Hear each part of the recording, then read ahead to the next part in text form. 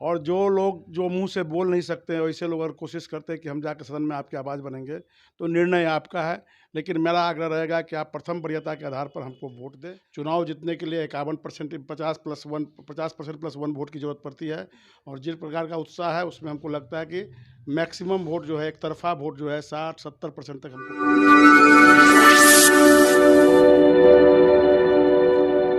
नमस्कार साथियों, मैं कार्तिक कुमार भूमि न्यूज लाइव से। आज मैं मधुबनी में हूं और आज हमारे साथ हैं एमएलसी उम्मीदवार सुमन महासेठ जी। इनके बारे में बता दें, वो परिचय के कोई मोहताज नहीं है, वर्तमान एमएलसी हैं। सबसे पहले सर आपका स्वागत है हमारे न्यूज चैनल में। धन्यवाद कार्तिक जी, आप आए मेरे पास, इसके लिए धन्यवाद आपको। सर सबसे पहला मेरा सवाल रहेगा आपसे, आप निवर्तमान एमएलसी रहे हैं, आपका कार्यकाल कैसा रहा? देखिए, मैं पूर्व में तो एक कार्यकर्ता के नाते काम कर रहा था। बाद में 2015 में हमको मौका मिली और जनप्रतिनिधियों ने हमको एमएलसी बनाया। और एमएलसी बनाने के बाद जो जनप्रतिनिधियों की मान सम्मान की रक्षा के लिए, जनप्रतिनिधियों को अधिकार दिलाने के लिए लगातार 6 साल तक हम सतत संघर्ष करते रहे, जिसका परिणाम रहा कि जनप्रतिनिधियों को विकास कार्य से जोड़ा गया। जो जनप्रतिनिधि को 250 रुपया मानधन मिल रहा था, उनको 500 मिल रहा है। और लगातार जनप्रतिनिधियों के कोई भी व्यक्तिगत जो समस्या आई थी, उनको हम प्रशासनिक लेवल पर सुलझाने का काम करते रहे। और जिस प्रकार का आज उत्साह का माहौल है, गत किए गए 6 साल में जो किए गए कार्य को देखा है मतदाताओं ने, और उसी का और उसका जो लोगों ने देखा और सुना भी है, क्योंकि बहुत मतदाता इस बार नए चुन कर आए हैं, लेकिन पुराने मतदाताओं का अनुभव के आधार पर उन्होंने हमको अब एमएलसी बनाने का पुनः स्वीकार कर लिया है। क्या आपको उम्मीद है दोबारा जनप्रतिनिधि आपको मौका देगी? आप तो पत्रकारिता से जुड़े हुए हैं, आप देखते होंगे कि पत्रकारिता जो है बहुत मायने में सच्ची खबर ही निकालती है। आप लगातार पिछले 10 दिन से हम पूरे प्रखंड के हर एक कार्य माने जनप्रतिनिधियों का सम्मान समारोह रखे थे, और जिस प्रकार का उत्साह और उमंग जनप्रतिनिधियों में था, 80% लेकर 85% सदैव जनप्रतिनिधि आते थे और उस कार्यक्रम में भाग लेते थे और उत्साह से हमारा जो है लवरेज करते थे। चुनाव जीतने के लिए 51% 50% प्लस 1 वोट की ज़रूरत पड़ती है और जिस प्रकार का उत्साह है, उसमें हमको लगता है कि मैक्सिमम वोट जो है, एक तरफ़ा वोट जो है 60-70% तक हमको पड़ने की संभावना है। सर पिछली चुनाव में आप किसी पार्टी के समर्पित उम्मीदवार थे, लेकिन इस बार आप निर्दलीय हैं। क्या इस बार पहले से ज़्यादा चुनौती है? देखिए, पिछले बार सही में जो भारतीय जनता पार्टी के कार्यकर्ताओं के द्वारा चुनाव लड़ा गया था, उनके नेताओं के द्वारा लड़ा गया था। पिछले बार कैसे चुनाव हुआ, इसका अनुभव भी हमको नहीं हुआ। बहुत लोग लगे हुए थे उस चुनाव में, जिसको मैं जानता भी नहीं था, पहचानता भी नहीं था। और 6 साल के कार्यकाल में मैं जो लोग चुनाव में लगे थे, उनसे मेरा व्यक्तिगत संबंध भी बना। और इस साल जब मैं निर्दलीय बनने की बात हुई, तो सभी कार्यकर्ताओं से बात किया, सभी लोगों से मैं व्यक्तिगत रूप से बात किया, सभी लोग से मिलकर बात किया, बैठक करके बात किए, और सभी लोगों ने कहा कि नहीं, आपको चुनाव लड़ना चाहिए। और चुनाव लड़ने के क्रम में जब हम जब घोषणा किए, जब नॉमिनेशन किए, और नॉमिनेशन में जो जनप्रतिनिधियों और कार्यकर्ताओं ने उत्साह दिखाया, वो मनोबल हमारा बढ़ा। और जनप्रतिनिधियों के जो चुनौती, जो आप कह रहे हैं कि चुनौती पिछले बार भी थी, चुनौती इस बार भी, चुनाव कोई साधारण चीज़ होता नहीं है। लेकिन पिछले बार की चुनौती,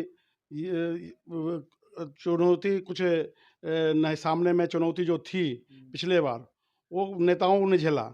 इस बार की चुनौती हमारे कार्यकर्ताओं की टीम झेल रहे हैं, लेकिन वो चुनौती को आज नस्त नाबूद कर दिया गया है। सभी चुनौती ध्वस्त हो गए हैं और सभी कार्यकर्ता मिलकर उत्साह से इस काम में लगे हुए हैं। इसलिए पिछले बार की चुनौती को मैं नज़दीक से नहीं देखा था, इस बार जो चुनौती था उसको हमारे कार्यकर्ताओं ने ध्वस्त कर दिया है। इस बार एमएलसी चुनाव में 6 उम्मीदवार हैं। इस 6 उम्मीदवार में आप अपने आप को कहाँ देखते हैं? देखिए, ये तो फिर पहले ही बता चुके हैं कि जनप्रतिनिधि को वोट देना है। जनप्रतिनिधि में जो उत्साह है, जो उमंग है और जो आज माहौल बना हुआ है, वो मैं अपने आप को प्रथम वरीयता के आधार पर 70% वोट के साथ सबसे ऊपर देखता हूँ। सर इस बार अगर आप पुनः चुने जाते हैं, तो आपका विकास का पैमाना क्या रहेगा? देखिए, ये चुनाव जनरली होता है जनप्रतिनिधियों का मान सम्मान बढ़ाने के लिए। ये जनप्रतिनिधि की आवाज़ को सदन में पहुँचाने के लिए, जनप्रतिनिधि की आवाज़ को सरकार तक पहुँचाने के लिए। विकास के धारा से हम लोग को बहुत कम ही जोड़ा गया है, क्योंकि विकास का अनुशंसा विधायक करते हैं और हम लोग केवल कोई ऐसी समस्या रहती है, उसको सरकार के माध्यम से जगाने का काम करते हैं।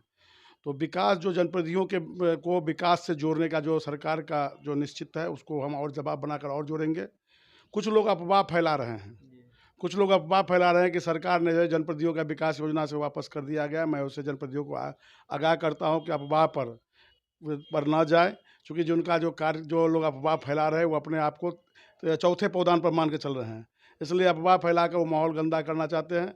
मैं आज के इस आपके माध्यम से सभी जनप्रतिनिधियों से आग्रह करता हूँ, निवेदन करता हूँ, किसी प्रकार के अफ़वाह में नहीं पड़ें और जो सत्य है वो सत्य है। मैं आपके लिए हमेशा 6 साल जैसे काम किया हूँ, आने वाले समय में 6 साल आपके विकास के लिए काम करता रहूँगा। सर 4 को जो चुनाव होना है, जो जनप्रतिनिधि इस बार वोटिंग करेंगे, उनको क्या अपील करना चाहते हैं? क्या मैसेज देना चाहते हैं? मैं सभी लोगों से हाथ जोड़कर निम्र प्रार्थना करता हूँ कि 4 तारीख को जो वोट होने वाला है, ये केवल आपके मान-सम्मान को बढ़ाने वाला है, आपके मान-सम्मान को सदन तक पहुँचाने वाला है, आपकी आवाज़ को बुलंद करने वाला है। तो ऐसे जनप्रतिनिधि को चुनिए जो आपकी आवाज़ को बुलंद कर सके, जो आपके मान-सम्मान को बढ़ा सके और जो लोग जो मुँह से बोल नहीं सकते, वैसे लोग अगर कोशिश करते हैं कि हम जाकर सदन में आपकी आवाज़ बनेंगे, तो निर्णय आपका है। लेकिन मेरा आग्रह रहेगा कि आप प्रथम वरीयता के आधार पर हमको वोट दें, जो छठे क्रमांक पर है और सबसे नीचे में जो है 1 लिख देंगे बॉक्स में, तो हमको ये वोट मिल जाएगा। सर आप इतना व्यस्तता में भी आपने भूमि न्यूज़ लाइव के लिए इतना कीमती समय निकाले हैं, इसके लिए आपको बहुत-बहुत धन्यवाद। चलिए, आपने हमारे पास पहुँचे इसलिए आपको भी धन्यवाद। व्यस्तता तो रहती है चुनाव में, लेकिन चलिए आपके माध्यम से भी जनता तक पहुँचने का मौका मिला, इसलिए आपको भी धन्यवाद। आज हम सुमन महासेठ जी के आवास पे आज उनसे हमने बात किया चुनाव से रिलेटेड। चलिए बहुत-बहुत धन्यवाद। फिर मिलेंगे अगले क्षेत्र में, इसी तरह के आपको मेहमान से मिलाते रहेंगे। आप देखते रहिए भूमि न्यूज़ लाइव।